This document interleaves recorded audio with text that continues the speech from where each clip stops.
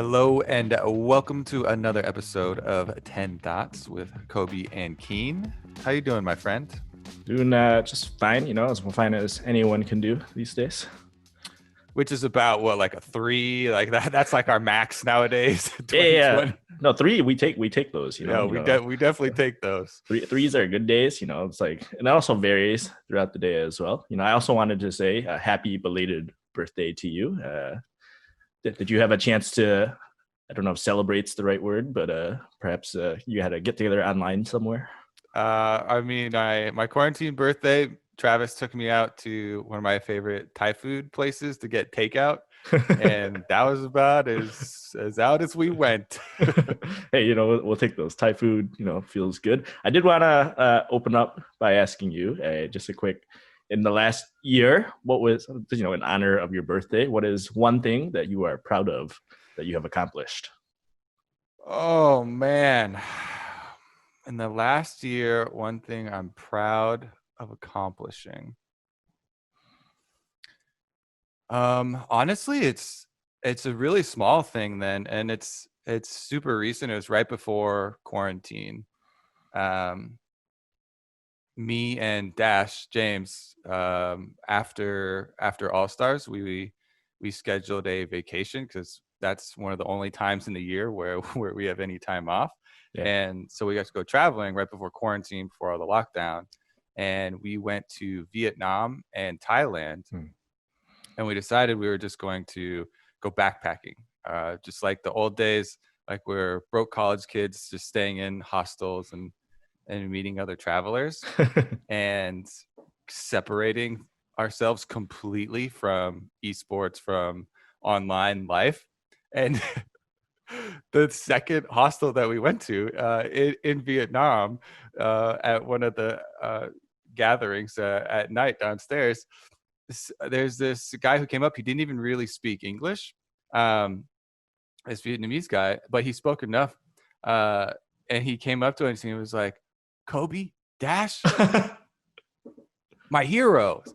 And I was just like, it felt so crazy to get recognized like in this small town in Vietnam. And he was just so happy. And so we just started chatting with him, and for hours and hours, and because there were other people around to translate. Yeah. And the amount of thanks that he had after just meeting and talking to us just made me feel really good. And I hadn't, had a moment like that where you felt like you generally like really made someone's day a lot better in quite a while. And haven't had that for the rest of the year after after 2020. So I think just even looking back to that, looking at some of these good times we can have a positive impact on people might That's be it. awesome. Yeah, I love Vietnam. I remember talking to Double Lift, and he said that in Vietnam, and people know this, I think, often about China, but they don't really know in Vietnam the players are also treated as like S tier celebrities, Hmm. and you got to see that if during MSI last year in person. It was crazy to the point where like I am somebody who I have like a modest following, but I actually had somebody come up and ask me for a photo just randomly when I was sitting there. I was sitting by one of my, I don't know if you know Iris, she's one of the Chinese like LPL hosts. And they came up and with a camera and like kind of gestured. And I was like, oh, sure, I'll take a photo. Cause I thought they wanted to take a Yeah. photo with her. And they're like, no, no, no, we want a photo with you. And I was like, oh, wow. Why? Yeah, why? It was so very cool. Love the country. Uh, make sure when we get out of this quarantine bubble, if we ever get out of this quarantine bubble, to go show Kobe some appreciation if you see him in person. um, as far as league topics though, every time when we finish the dive, I always feel like I have a little bit of hanging fruit to go after. And one of the discussions I really like that was brought up is the interview that Licorice did last Hmm. weekend afterwards. And it was after the Wukong game. And he was talking about how, specifically for him and for top lane, he felt like a lot of the players are behind in picking up and exploring new champions. Hmm. Now, this is a broader overall topic, not just top lane, that I feel like is really important in moving a whole region forward in any strategy game. Because I'm reminded of the Sun Tzu quote, actually: "Know yourself and know your enemy before you enter battle." And it's such a big part of any strategy game, cards games, like arena games, duel games, anything like that. You have to play all the other characters to know what their options are and what they're going to do, so that you can have their motives and their options in your mind when you're trying to make your play, and when you're trying to come up with counters before them. So even beyond just using the new OP champion, spending the time to know the ins and outs so that you can play against them, I feel like is really important. And with him bringing up this topic, I thought it uh, it was really a big issue that for the entire region. Do you think it's particularly like more so of a problem in top lane? I actually talked to Emily Rand about this very specific topic, and she mentioned because I had posited, well, maybe NA teams are just more comfortable than other regions leaving their top laners on an island. And she had kind of responded saying that actually the LPL also tends to just leave their top laners on an island. But the difference is the top laners there love to just slam their faces into each other, and so they'll keep fighting and fighting. And of course they got guys like Zoom and the Shy up there. There's a lot of talented top laners. Do you feel like is it a product of just do we condition them to play too safely? Is it because Impact was kind of top dog for a while? Like, is it because Huni's no longer in the league that they're not willing to kind of have these duels? Because top lane is famously in solo queue, all top laners loved, like, they want the old Ignite meta back. They want Jax or Sorellia. They want to just brawl. But in pro play, it has historically never been that kind of meta. It's always been tank versus tank. Is it something that's unique to NA? Is it like, what do you It's think? definitely not unique to NA. I feel like some of it can be they don't think X thing is good, or they're they're not good on it, so they're like, okay, it's probably going to get nerfed. I'm not going to waste my time on it. Mm-hmm. Time is a very precious commodity. I think the big problem comes when you take the next step up to international competition, because the best teams from around the world have that time. Maybe it doesn't take them as much time. Maybe they're just better at it, but they're going to have these other options, and so you have to have these tools prepared when you meet at this level. And again, I don't think this is specific to top lane. There was a bunch of Reddit posts about Magic Felix in EU, where it's like, I reached Challenger with a different account on each specific role. And it's been a conversation for years with a lot of Korean pros where they queue as other roles for solo queue, to not just learn other champions, but all the other roles, so you understand better, without having to have so much communication with your teammates, what they need, where they can go, what they can do. And so there is always this big ceiling, and it feels like the ceiling in League of Legends is so just enormously high, because there are so many different interacting parts. But everything that you can do to get closer to that ceiling and understand more parts of the game are going to make you a more holistic player, a stronger player for your team. And in top lane, there are a lot of matchups that if you're practicing it and you get beat 1v1, it just instantly feels so bad. So maybe there's this extra barrier that's holding people back, because if you hit this big speed bump of like, all right, well, I played this into Renekton and he slammed me, and then turns out I can't do anything. So, you can't really do anything with this champion. Then that can be a blocker, because like you're saying, it's so isolated. If you get behind like that in a solo queue game or something, and you don't have coordination with the team, there's not a lot you can do. So there can be some confounding factors, but I just kind of like the overall idea of this kind of extremely high ceiling and expansive knowledge that you can have as a pro player, with everything constantly changing with patches in League of Legends. There's just so much that you can always be doing.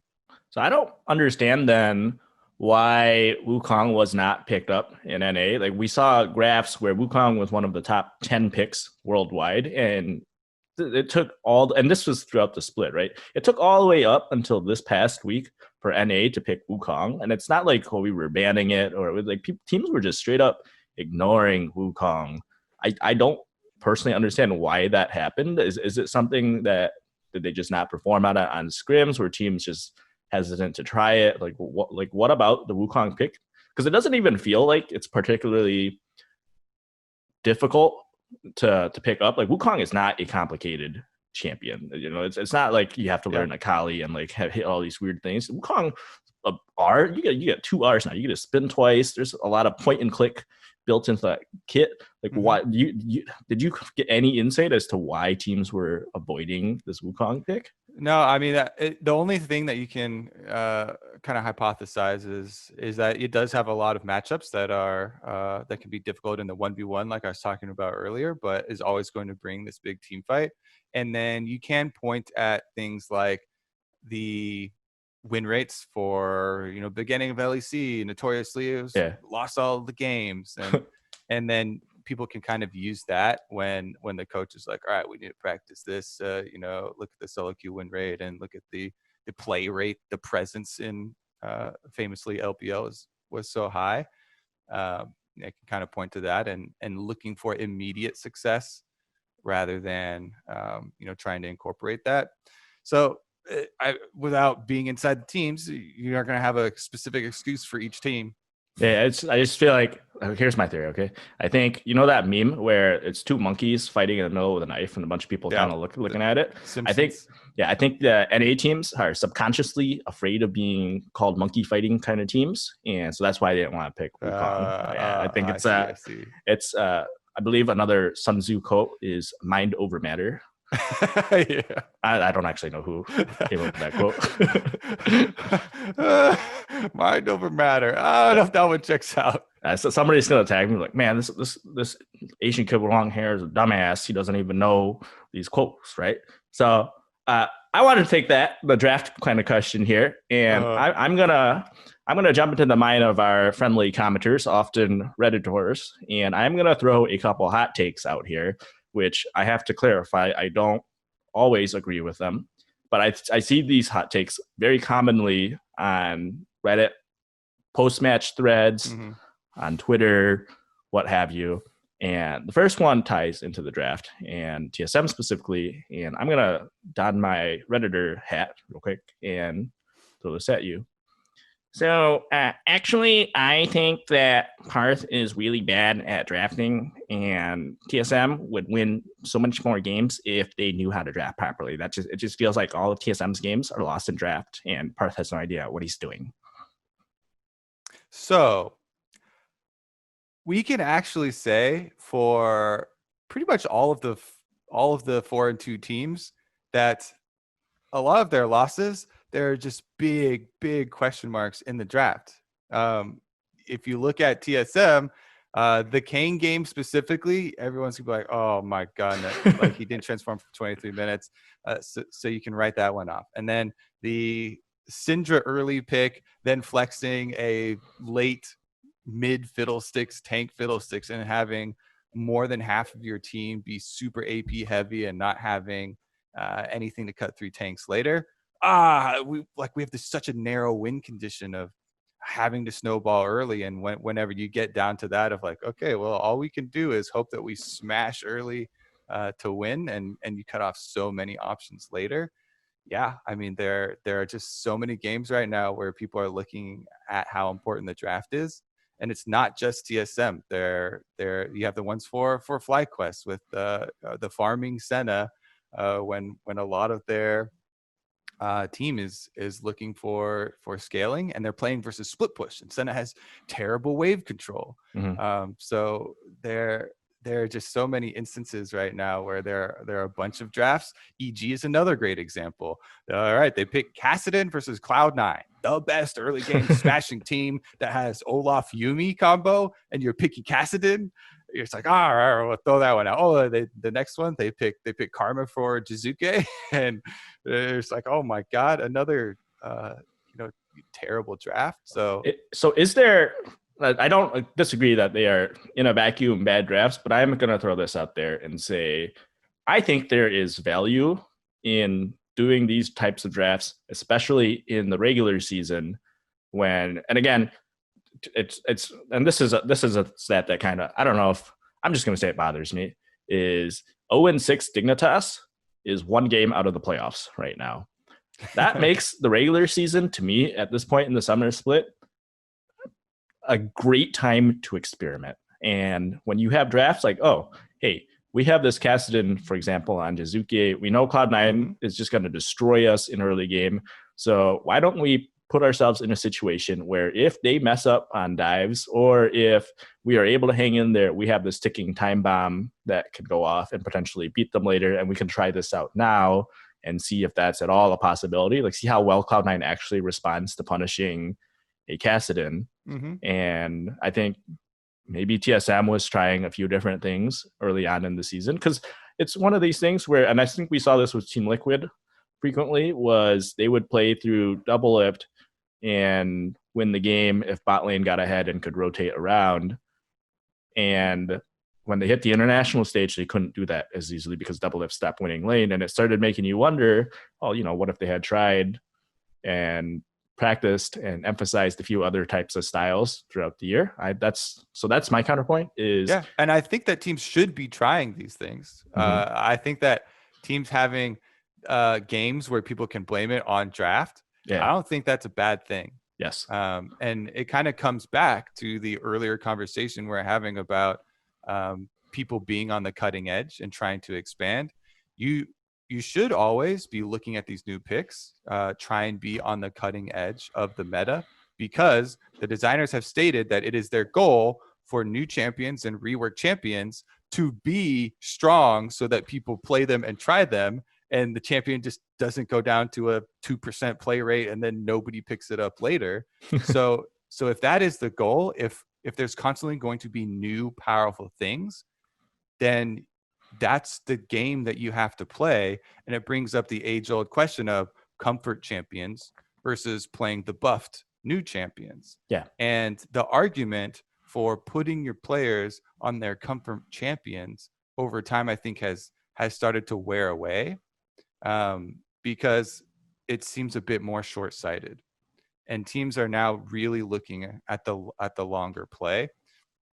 And if you develop that skill of, these are going to be the ways in which I practice the new champions, because teams need to have a process. If you get down, and Licorice has even talked about his of having all these 1v1 top lane duels with Fudge, having more intense and focused practice in these ways.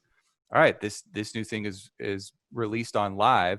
That means that competitive is going to pick it up in a couple of weeks. Let's get on that. We need to practice the ins and outs of trading in lane. We need to practice how we're going to use it with the rest of the team. What are the weaknesses of the opponent team that we have to figure out? And you have to have this process ready when you go to international competition.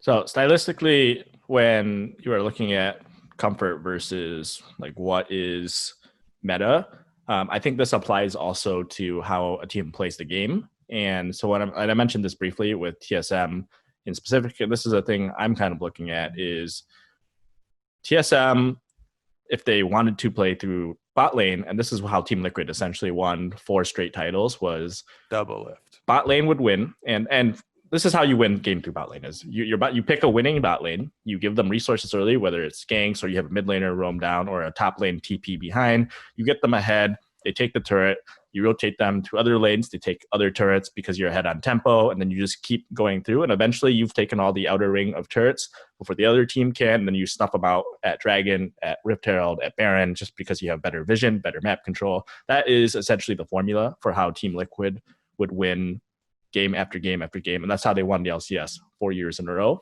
Cloud9 has come in and kind of upended that formula with a different style, one that I think is more internationally focused in terms of mid-jungle.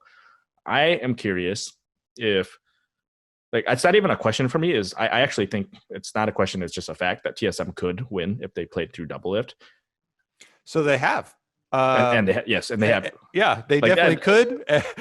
And they have also shown it. And this past week, especially, we saw with Parth, with TSM and their draft when they let Varus through, and then they immediately had a pick in Kalista in mind, and they completely destroyed the Varus pick They were ready to just attack it over and over. And the game ended up dragging out, but at least in lane phase, I did not feel like Varus had any sort of impact. And that felt to me felt like a good instance of, hey, here we're just going to let this thing through and we have something prepared for it. Like that felt like a good TSM draft for me. And I'm kind of curious. So is that, because we talked about the comfort and you were kind of saying like, well, we need to move on from that. And I'm kind of like, could TSM actually threaten Cloud9 if they just kept playing through Doublelift, or is that not feasible?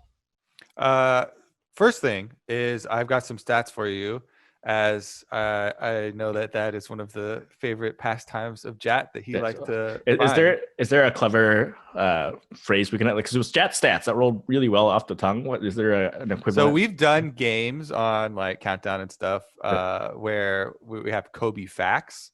And the Kobe facts up to this point were like, they were a mix of real stats and real questions for the players. And then I'd also always throw in random like nature facts and science facts and just animal things. Like, so that's as close as we got. It doesn't nearly have the same ring as Jat stats, but one of the biggest things for TSM right now, people don't realize, Spica actually currently has the highest jungle proximity with bottom lane of any team in the LCS. He is sitting at 16%. The last place is 7.7. So he's over double the last place team in Evil Geniuses in their amount of time that the jungler spends within 15,000 units. By the way, that's what jungle proximity means, in the first 15 minutes. What does 15,000 units look like on a map? Do you know what that is? It is about like a Nidalee spear. It's longer than the Nidalee spear currently, as they change the range. So that's about from one side of like mid lane to the other. Right? You technically could pass by like Try and go up towards Scuttle a bit, and like you dip into the zone and you get a couple seconds there, or you're warding or something. But it's supposed to catch that. It's supposed to catch some attempts that are defensively warding for the lane too. So you get a little bit of feel. Do you think a jungler has ever like roamed through like by that bush, be like, oh, if I move 2 pixels over, I'll get in the jungle proximity number and make myself look a little better here? I would say never. I don't think any of them pay any attention to jungle proximity stats. You got like the one jungler watching this right now and be like, oh, thank God they're not onto me yet. They think I would never do this. They're like hovering just outside the range for a sneak attack. But Doublelift has proven over and over that that's definitely a player you can play through. I think one of the things with TSM, Bjergsen, especially with this conversation of staying on the cutting edge and all these new champions, he is one of the players that embraces that to the fullest. And he's playing a lot of these do and be style champions, tank Fiddlesticks. I've seen him playing AP Nunu mid in solo queue as well. Ooh. He is fully on board with embracing any successful new international styles. And a lot of those incorporate a mid laner also going towards bottom side, not just jungler. And I could definitely see TSM, pulling out some of these other mid lane roaming picks for him to try and go that way. Do we keep a mid lane proximity? Like is there an equivalence for that? Do you happen to know that? There's one that's it's a little bit more difficult, but it's like I think they put a range on mid lane, and we've used that in the past for 4 caps for Duel and B. I remember using it at Worlds. Of time spent roaming away from mid lane. It is not easy for me to look up right now. Yeah, of course. So I won't be able to get them for you right now, but I can guarantee you Niski and Demonte are 2 of the top. I feel like Bjergsen is definitely around there as well, with some of the picks that we talked about. As far as them actually carrying through that half of the map, then you do have to realize for your top side, you have to play differently for Broken Blade. And recently they had him on Shen. I thought that was an extremely good pick, extremely intelligent choice for them as a team. And another way for them to have that look. Cool. So that's TSM. I'm gonna move on to another hot take, if you will. I'm gonna don my Redditor voice again, which is patented, by the way. This is actual. Are you gonna change it each time, or is it just this one Redditor? All right, I'm gonna change it this time. This is canon. Okay. So Ryoma, who we flamed literally last week, is now obviously the second best player on 100 Thieves. And actually, he's insane as Zulkio. We knew the whole time. You know, it's hard to play when Meteos and Stunt just run it down every game. So that's my Okay. that's the thing I've seen lately is suddenly, like literally, Ryoma was scum of the earth just 2 weeks ago, and suddenly after a couple of games which were good, everybody is like, oh yeah, you know, Ryoma, so much potential suddenly after literally flaming him for 6 months, and Meteos and Stunt have been getting the brunt throughout, so they've at least been consistent on that. I'm kind of curious, and this is going to open up a larger jungle debate as well. One, has Ryoma impressed you?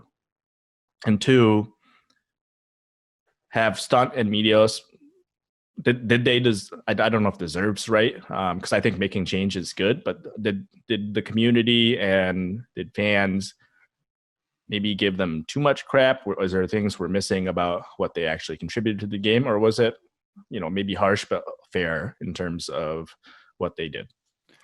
So I think it's, you can definitely see the reasoning. I think it is definitely within reason to pull these replacements. Stunt and Meteos have the most deaths in the LCS for the split. Guess who's third though? Third. Okay, so if you're telling me to guess, it's somebody that's relevant. It has to do with your question that you just asked me. I'm gonna go with Ryoma. Yeah, it is Ryoma. Wait, he's the third most deaths, period? Third most deaths in the LCS right now. That's crazy for a mid laner, actually. They 100 Thieves kind of went down the chopping block. They're like, all right, Stunt most deaths, boom, he's out of there. Meteos, second most deaths, he's out of there. We're stopping there. But I would put the caveat that Ryoma did impress me, specifically his Azir game, and that is a game where he had so much pressure. Everyone's going to remember TSM inside the base. They're diving past these turrets, and Doublelift tries to auto standing straight up with an Azir with 3 soldiers up. Ryoma only had like 1 or 2 kills at that point. It wasn't like a fed Azir. He has had 3 soldiers up standing from when they were attacking the Aatrox, and he chases them off. He chases them down, gets a couple of kills off that, and is able to snowball ahead to his 3 item power spikes. He gets his death cap in, and Ryoma becomes a huge force for 100 Thieves and a possible win condition for them. You know, this big all of a sudden extremely fed Azir. So I mean, so he was. So that moment, I want to say because I remember that exact play when Doublelift like literally inted into him between. It was like standing between the triangle of turrets that was mid and the 2 Nexus turrets. And when you say he's a win condition, I agree that he became a win condition. But I would also like to point out that the win condition did not manifest, and part of that was, I think, a better player. And I'm going to also caveat this by saying I was also impressed in general by Ryoma's play, but I would also caveat that caveat by saying that if a better player was in the same situation he was in, where they became the win condition in that late type of game, they would not have made as many mistakes down the stretch that would have led to the loss. And that's where I'm a little concerned. Is there were games like I forget the team that he was playing before the TSM game it was the Biofrost, where he kept getting hooked and Biofrost kept hooking him over and over. There's like 2 pretty critical hooks that I remember happening that kind of stunted the 100 Thieves push there. And that to me felt like really big gaffes that I don't know if unacceptable is the right word, but a better player could have been prepared for that. And I felt like I was less impressed by his execution down the stretch and more impressed by his mentality, which was he tried to make plays in both games this past weekend where he got caught teleporting, instantly killed. But I appreciated the attempt to try and make a play happen. And so I will say I appreciated the mentality behind it, but the execution still left a bit to be desired. So I definitely agree. And also I would say the Biofrost flash hook inside the base was an extremely good play by Biofrost. Also agree. That being said, Ryoma tried, I believe, to shuffle out of it with Azir rather than flashing out of it. And I didn't double check, but I'm pretty sure he had flash up, as a lot of people were mentioning. So you can point to moments like that. I mean, the Shy on the world stage has had a very similar one in the exact same I spot remember as that. Kale. Yeah. And everyone's like, what are you doing? You're actually one of the best players in the entire world. And makes a similar mistake. So I kind of agree where I'm like, I was definitely impressed with him. Mhm. And you have to incorporate kind of your expectations for the player. And 100 Thieves have said multiple times they're trying to build him up. And Papa Smithy was just on Hotline League talking about how good he had been in scrims. Yeah. And everyone's mentioning Solakio as well. And they're like, all right, they have this belief in this faith in him, and they're trying to build him to this point. It's not fully capable or fully manifesting on stage at the moment. I am glad that the branding that they're trying to throw out, which is give him some time, is finally aligning a little bit with fan perception. I think that makes it easier for him to grow as a player without having that extra pressure of, oh, I'm going to be benched. And it's definitely nice to see that. I just mainly wanted to call out fans for a little bit, being like, wow, you guys really did a 180 on this one here. And they could very easily 180 again this week if things go sour, which they are, in my opinion, fairly likely to go sour because it is a roster swap.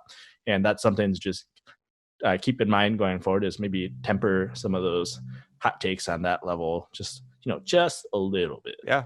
I mean, as far as the roster swap, I am definitely excited for contracts and Poom coming in. Mm-hmm. Poom has only been playing literally League of Legends for 2 years, so like the game at all, and so significantly less in his climb up the pro scene through amateur, through academy and into the LCS in like 4 months since joining 100 Thieves Next. Like that ascent is one of those anime stories where everyone's gonna be rooting for him. I reached out to some of the coaches for 100 Thieves, the players, and Vulcan, even trying to talk as another French Canadian support player to try and get more info on him, and got back a lot of like, yes, it's super hype how much potential he has and how quick he has jumped up to this level, but also give him some space and don't be like, he is the next coming of, he's going to be Vulcan 2.0. Like have some cautious optimism, because they're still working on a lot of things, specifically map movement, setting up and defending vision, when you can move in certain scenarios, even positioning for a lot of lane phase matchups. So I'm definitely excited to see super young rookie talent on the field, and then them pairing that with Contracts, who is a jungler that everyone had a lot of excitement for on Cloud9 when we went to Worlds. Super mechanically talented,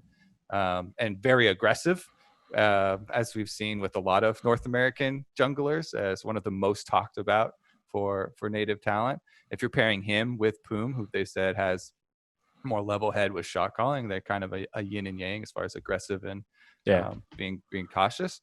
I'm definitely excited for the moves that are changing. I do feel bad for Stunt, because he had such a nice professional response to the bench, and for Meteos because he's such a long time player, and he definitely had a more emotional response to it. But yeah, man, who hasn't been there? I do want to say this Poom thing is really interesting to me. It's have you seen the movie Children of Men? I have not. So the premise of the movie is that there are no babies left, and then they find the one woman who is capable of giving birth. And so they're trying to escort her. I forget where, but it's basically a big escort movie where they're escorting her. And this kind of feels like Poom is that like child inside in this world, like especially in NA, where I just feel like I've been playing this game for almost 10 years now. You've literally been playing it for 10 years. And it just feels rare to find people who are just picking up League of Legends. It's always exciting when you find like a new friend, because there's so much you want to be like, you start teaching them things. You start be protected at all costs. Shield them. It felt like we lost the whole generation of players to like Fortnite, right? And this is just an aside, but this is one of these things that this is a conversation I see with soccer a lot, is people are like, oh, why does the US suck so much at soccer? And it's because we spread our athletes across all the sports. And you took the top athletes from football and basketball and baseball, which we are dominant in world, and they had been playing soccer from the get-go, like we'd be good too, right? But we just didn't have that culture growing up. It was just not that big. And I think a similar type of thing you can kind of see in League of Legends is our culture, or like Americans are more keen on playing console games, console shooters, than they are necessarily on League of Legends. And whether this is a thing that ultimately changes or not, I don't know. But like that is the one thing that I always think about when people are talking about how like lack of talent or lack of upcoming talent. It's just we just have a smaller player base, and a lot of that's contributed or is because of the culture that we grow up in. And so seeing Poom come up is very exciting. I hope that we get more players. Like 2 years to only have been playing for 2 years and to go pro is like actually an insane stat. Like that is crazy to me. Yeah, I like the point too about like the diversification of how many sports and in spreading things out, because it's you hear so many times with these athletes that they're like, oh, LeBron also had offers for baseball and like every single sport, and you're just like, like if everything was so focused into one game, and players, we weren't losing players to Call of Duty and Fortnite and all these console games and fighting games and everything. Yeah, once we convince our little Fortnite players to switch over to League of Legends, it's over for you guys. Like just be ready, world. I'm on the side. I'm always so jealous. I have friends that are these multi-game talents where they are global elite in CS. They are challenger in League. They are also like they were super good at Overwatch, and they're like just all these different games. I'm just like, how can you just be good at everything? Like I'm super trash at shooters, but I'm so much better at MMOs or MOBAs and strategy games. And I'm like, okay, I've got this weakness here, but I'm like a real character where I have weaknesses and strengths. And then they're just like, you're just like Superman, where you're top rated in every single game. I'm just jealous. I happen to fall in that category a little bit, just to pat myself on the back a little Superman, bit. Yeah, definitely. Have been called out on that. Like Freak is another example of somebody who I think is very good across multiple genres of games. There are dozens of us. I'm sure that you are great at multiple different games as well, Kobe. So I'm above average at all games, but I'm not like top level at any other ones. Is League of Legends the game that you are the best at? Probably definitely at this point. I've invested so much time into it. Yeah. But is there anything that's even like close, like historically even? I mean, I play a lot of MMOs and ARPGs, and like being good. ARPGs aren't really. You're not like really. How are you good at an ARPG? Like you spend a lot of time on it. There's not. It's like Diablo 2. There's no like PvP and.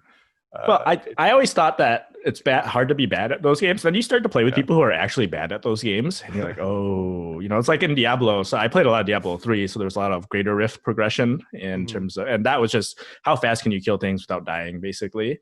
And I think you gotta give yourself a little more credit that what may seem easy to you is.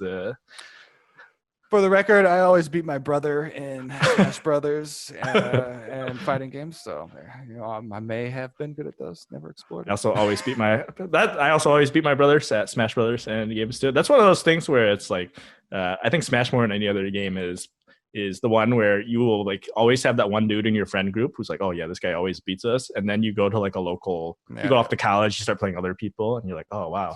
Smash in particular, it's like, oh wow, I'm actually shit at Smash. Like these guys are insane at it, right? Yep. Everyone gets slammed.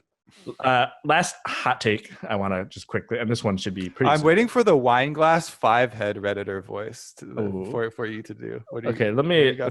So here's the. Pretend this is a wine glass. We're gonna role play a bit. Last one is, and I'm gonna put on my obnoxious European accent for this one. Is well, so the LCS is so bad outside of Cloud9, all of them could get bopped even by academy teams. This is an interesting conversation that was born out of the Immortals Academy roster being 3-3 in the academy, subbing it to the LCS and taking their first victory in their first game. And I've talked to a lot of academy players since then. Treat started a conversation on social media, on Twitter, talking about how a lot of people perceive a much larger gap between LCS and academy, and I completely agree there. And it's because, in part, due to perception of the league, of it being such a big step down. Also, without having as good of a measuring stick and chance for them to clash and prove this is a very rare opportunity where we saw directly a full academy team go from academy being 3-3 immediately get to switch into the LCS and have a bit of a barometer to judge it by. But I completely agree that there's a large section of the league that is very close to a lot of those teams. And then you look down and you're like, Cloud9 Academy, how good would that team be in the LCS? And we've postulated that in previous years as well, whenever there's a team just dominating the Academy League as well. And people have come forth talking about all these ideas of having other types of tournaments where you have more clashes along those lines and make it exciting for the Academy players and have chances to prove themselves versus LCS players to be another spark, another fire, and motivate everyone. Yeah, I mean, sometimes the gap is super obviously. Like, if you remember before FlyQuest was formulated, when High Balls and Lemonation went down to Academy that one split and just completely destroyed everybody. And that was like, hey, well, we're going to get promoted and make our cool million, join the LCS again. And for me, this is like one of those very selective type of things where people frame a discussion in a way that I don't think is actually true to the historical nature of it, which is, if you go back and look at LCS before we franchised, we always had relegation tournaments. And I feel like by and large, those relegation matches felt very contested, felt even. We were never surprised when the 11th best team in North America would beat the 10th best team in America, or the 13th best team in America beats the 9th best team in America. That is just literally how these things work. Is like, you can stretch this across any single sport. You see this in like Champions League or any of those relegation style soccer leagues where the 19th, 20th best team, they drop out.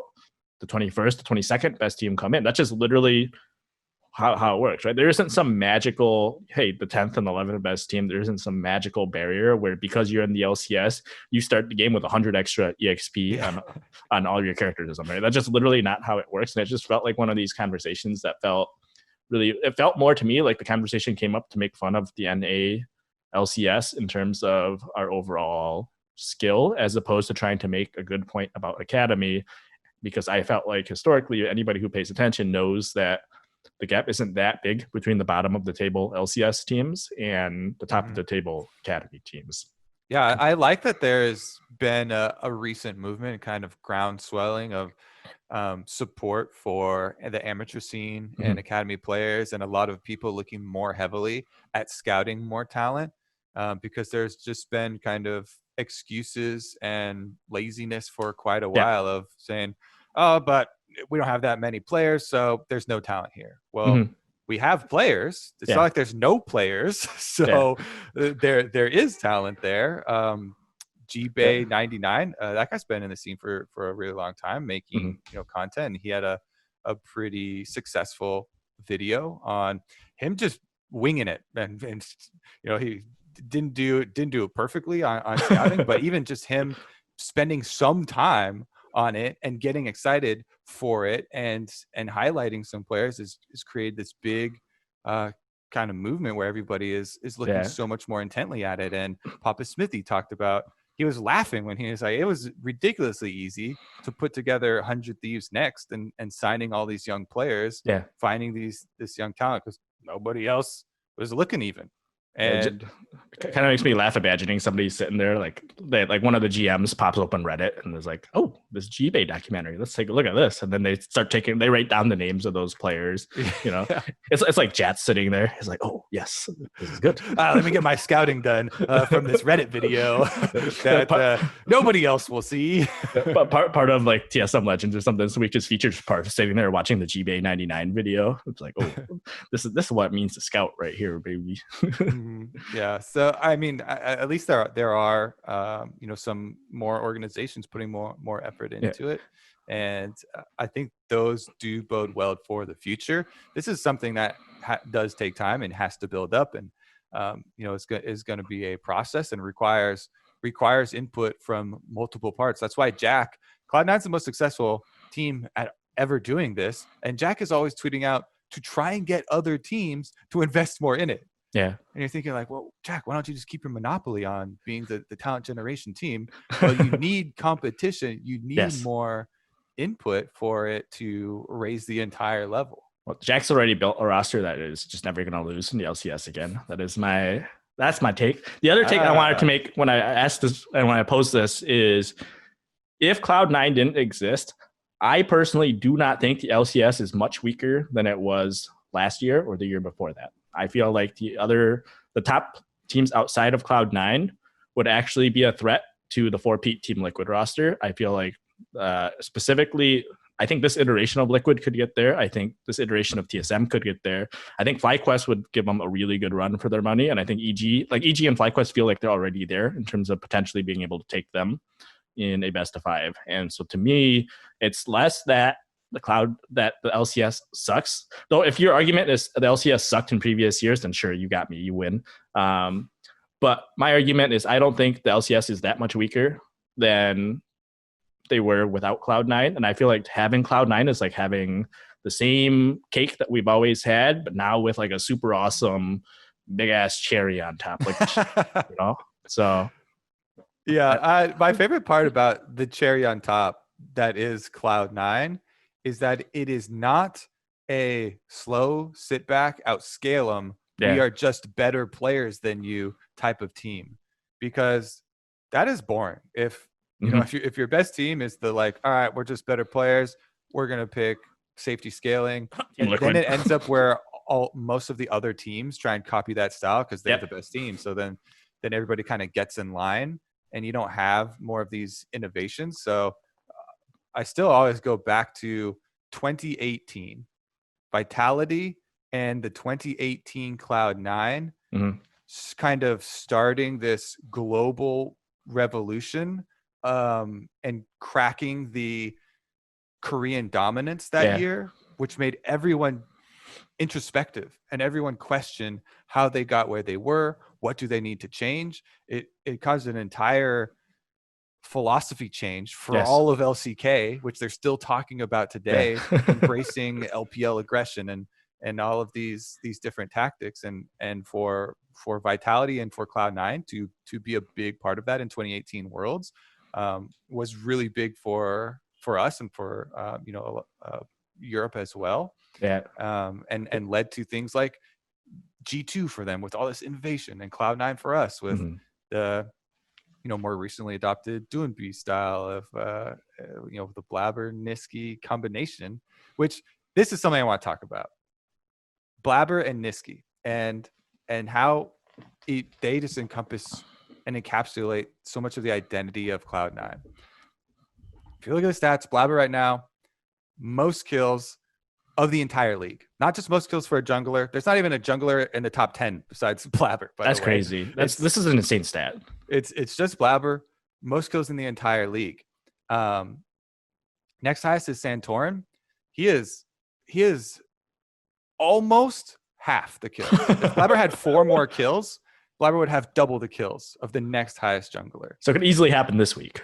Yes. And so everyone's like, oh my God, Blabber. And yes, Blabber is freaking amazing. And the team does play a lot through and around and embrace this style of carry jungler. Guess what? Nisqy is top 4 in assists of all players of all roles. And there is not another mid laner in the top 10 of assists. Wow. That's crazy too. It's a very unique combination where, again, no one else in either of their roles are in the top 10 of these stats. And and Nisqy has one less assists than the top supports of other teams, and he has only 3 less assists than Vulcan himself. Yeah, who has the most of every support in the league. so this is obviously winning all the games. So this is a stylistic thing, and you look at it and you say, okay, on an individual mechanical level, I don't think Santorin is much worse than Blabber. Like, I don't think Svenskeren is much worse than Blabber when it comes to like, hey, can you execute this? Like, we see Blabber make all these cool Lee Sin plays. I think there's another handful of players who can execute that exact play. Whether they have mentality to do that, different question. We see the way Nisqy plays the game, rotates around. I think there are plenty of other mid laners who, again, mechanically are even better than Nisqy in terms of, hey, like Jensen's insane at dodging skill shots, probably better than Nisqy. Maybe Bjergsen's better at hitting ultimates, getting good trades off, but none of them are able to replicate this level of success. And to me, I wanted to kind of focus on Blabber. And this is the thing, I don't play jungle. To me, a jungler is somebody who gives me blue buff every 7 minutes, 6 minutes. That is your whole job for me. I don't, you can do whatever else you want. I'll give it to you if you're looking and you come over. If you don't come over when I ping it, I started. Yeah. I'm not wasting time. I'm efficient here. I gotta. Yeah, I'll let you have it. Like I'm more of a Nisqy style where I'm like, I don't need blue buff if my jungler is carrying, but if I'm carrying, I'm going to take that, right? So I'm curious. When let's say I'm tuning in, I don't know shit about jungle, which is true. And I think most viewers don't know shit about jungle, especially compared to you, who is a high level jungler, who also happens to analyze the game for a living. When you are watching the early, and I think the biggest thing you can really tell is just from like, as soon as I walk into lane in mid, I can immediately tell you if the other guy is any good or not based on any number of factors. When you are jungling, it's very difficult sometimes to tell because you might not even see the other jungler for the first 4 minutes of the game. But as spectators, we fortunately are able to see the mini map at least. And to you, what separates Blabber? Like, is he actually doing anything different from terms of like, is his first clear just super efficient? Is it that first back and his decision making of terms of where to be? Like, what is it that makes him so special? So to me, the most interesting thing about jungle is that you can't have your laid out game plan that you print out and repeat every time. Mm-hmm. Like, you can say, all right, for a lane phase, like you're saying, it's pretty easy to tell this guy's positioning. You're out CSing him, you're pressuring him under tower. You open up opportunities for yourself to move around and create plays. For jungle, it depends so much on the team composition that you have drafted and that of your opponents so that you can play to your win conditions. And Blabber is so exceptional at doing this, and Cloud9 as a team are so hyper focused on a lot of their win conditions are actually built around him. Mm-hmm. on taking over a lot of these objectives. Something I brought up on the dive was how many objectives have just been added to the map over the last few years of patches. We've added Scuttle Crabs, we added 2 Rift Heralds, we added Dragon Soul to make dragon stacking lead up to something. We've added turret plates for extra gold for when you gain an advantage in a lane and pressure on a lane. So there are more things for you to put pressure on. Mm-hmm. And jungle has always been an efficiency-based role where you need to always be doing something. And you have to constantly adjust this list of priorities. And at the bottom is just simply farming your own camps.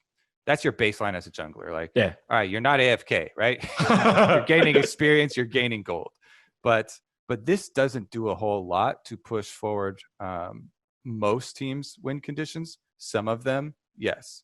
Like Karthus or something with a bunch of defensive lanes that can handle themselves. Yeah. And early, certainly, farming your own camps to keep your experience up is definitely important. But if you see Blabber in a lot of these games, big thing is how efficient he is in clearing to getting to some pressure point. Yeah. And he said in so many interviews after his Olaf games where it's like, haha, I'm just AFK farming on Olaf. It's such an easy champ. You just kind of AFK farm. But he's AFK farming down to a pressure point where then he has an efficient dragon or efficient invade on the enemy camps. And he's farming their camps and taking away resources from them or pressuring a lane or diving mid lane. I think one of the great examples is that EG game where you're talking about, okay, I think it's cool to draft a ticking time bomb of, all right, they've got a good early game. We'll pick Kassadin and maybe we'll survive to late game.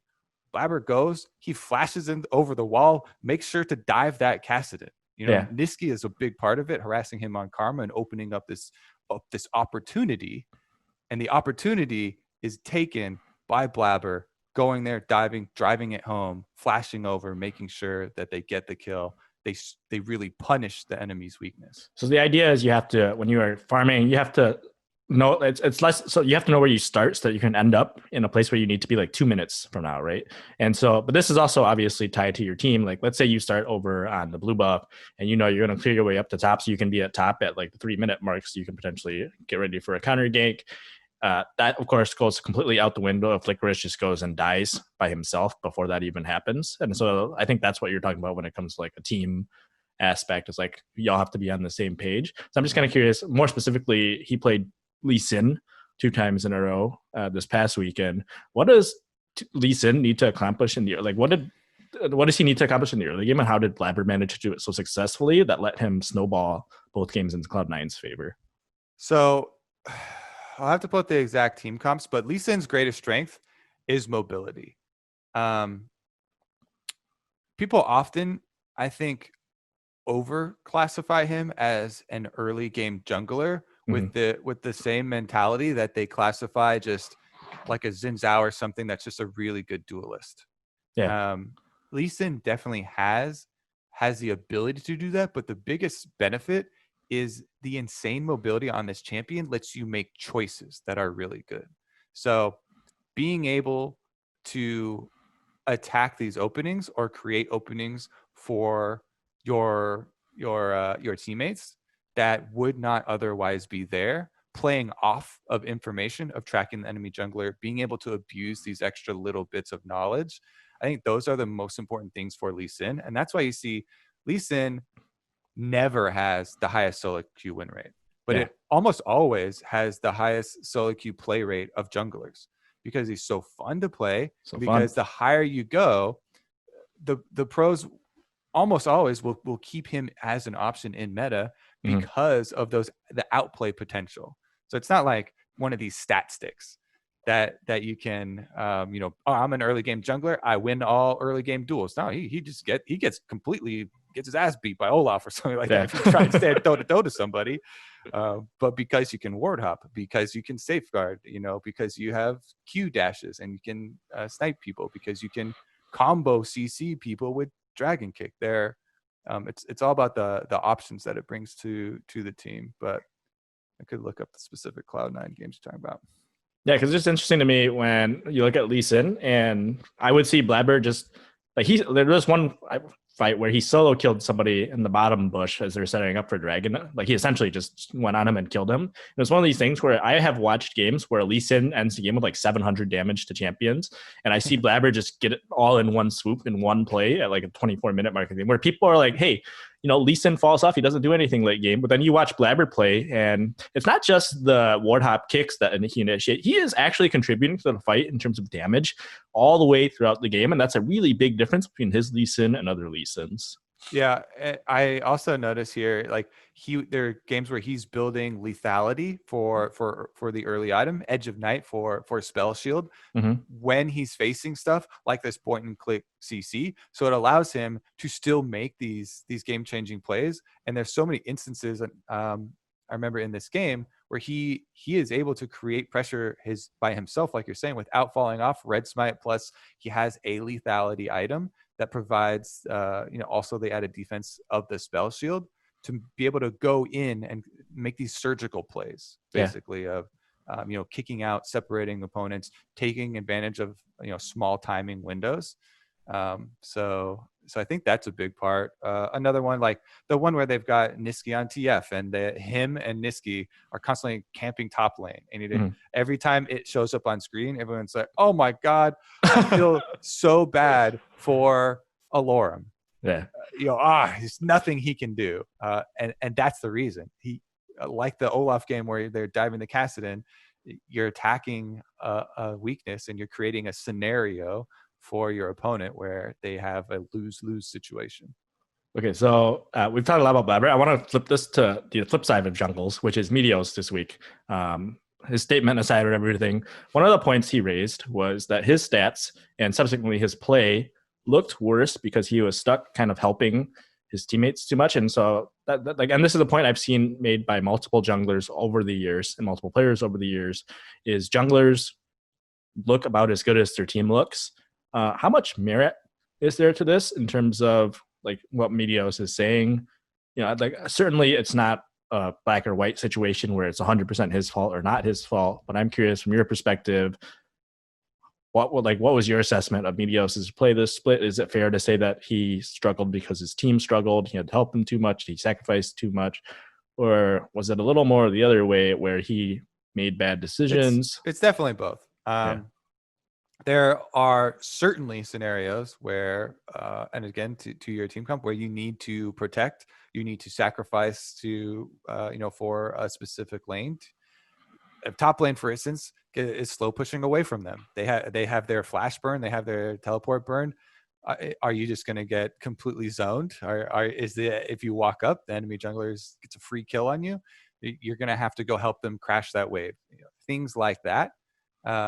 And being called around to different places as a jungler, I completely understand. I completely commiserate with.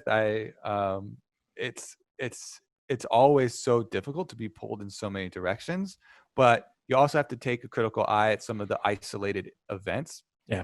Yes, there are these moments pulling you across and having to do so much for your team, and then there are just also individual plays where there are mistakes. So and there's a whole bunch of instances of specifically on Olaf, there are a lot of bad spots, getting bursted down, key objectives, this sorts of things. So it's definitely nuanced, but there's both there. So one of the things when I'm playing mid, and one of the tell signs for me of somebody being just like, hey, I'm just better than this person, or they're not good, is as soon as I move up to harass them, they back off immediately, and they don't ever try to trade. Like their instinct is to move back as opposed to, because when I move up, I'm putting myself in a vulnerable situation, and they don't try to take advantage of that. And that is my first tell sign that, hey, I can dominate this person in lane. Is there a tell sign for you when you're either watching or playing of, hey, this jungler is either worse than me or they are not? Like this, like in the very, I'm talking that first clear, that for the second clear, there's a clear sign to you that this person doesn't know what they're doing. It's when you are looking at your laners and you've got a losing lane like topside or something, right? Your top laner is getting pushed in, cannot come help you. And at the highest level, all junglers know who they can duel, who they can't in a jungle duel. So a lot of it comes down to, can I bait this person into a scenario where I have my pushing lane, or I have somebody in fog of war? They're not tracking as much as I'm tracking. I think a lot of it for me comes down to that aspect of incorporating all of the unseen factors. Jungle tracking and jungle guessing, when you have limited information of where the opponent is, where their route is, goes a long way. And if there's a situation where I'm playing fiddlesticks on my first clear, my mid laner and top laner are pushed in, and I don't get invaded while I'm trying to take my red buff by a Nidalee or by a Graves or an Olaf or something like that, I'm just like, all right, what? I don't know what he's doing, but he's not killing my ass, and he could be. So that's one of the things where you're like, all right, now you start to bluff more. You start to, and sometimes that can actually bite you. But those are the scenarios. Does Blabber bluff when he plays? That's kind of an interesting thing. That's the thing, because Nisqy has so frequently been behind him. Blabber gets the bluff, I feel like, and especially I think this is one of the reasons with the popularity of TF so recently. It's not really a buff if they can actually join from half the screen away. I mean, it's that old joke about how people always said, if you attack Faker, Bengi was always in his back pocket, ready to counter gank. And this kind of feels like the opposite situation, where if you see Blabber somewhere, know that Nisqy is like 10 feet away from him, right? Mm-hmm. So I think yeah, it's definitely such an interesting concept, because I feel like with all these objectives getting added to the map, and everyone realizing the importance of moving around even early. People have been more willing to give up on some minions or prioritize pushing a minion so they can move a lot more. And we see so many more rotations around the map earlier in the game, which I like. Cool. I think that's it for me in terms of things I wanted to kind of touch on this week. Was there anything else you felt like you really wanted to jump on? I definitely enjoyed it. I'm just excited to see how all of these teams that are at the bottom of the standings and they're under so much pressure getting all this flame, they have all made adjustments to their roster. So yeah. I'm just always excited to see how those turn out. Now, not all of the teams have a lot of possible adjustments and pieces, but literally every single team under 7th place has tried to make personnel changes because of the failures that they have had early in the split. And I think those are the things to watch if they can actually make an upset. 100 Thieves is the only one that has the deeper roster to pull from, like we were talking about with their 100 Thieves next team and their academy team, and having more of these. The other ones are just like, okay, well, we had these players in, now we switch them, see how they do it this configuration.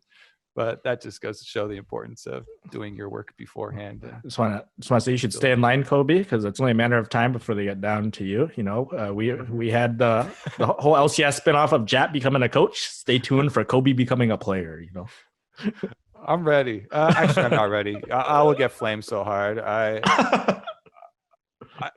Especially being on a bottom team, you're just like, oh my god, it's got to be so taxing, you know, for those players. I think you would get some loving flame though. It's like the time Hai had to play jungle for that half of a split where people are like, yeah, we're pretty sure this guy isn't very good, but it's kind of funny to watch him play and they're still winning somehow. I feel like maybe you could have some of that old man charm that people would give you some slack for, you know.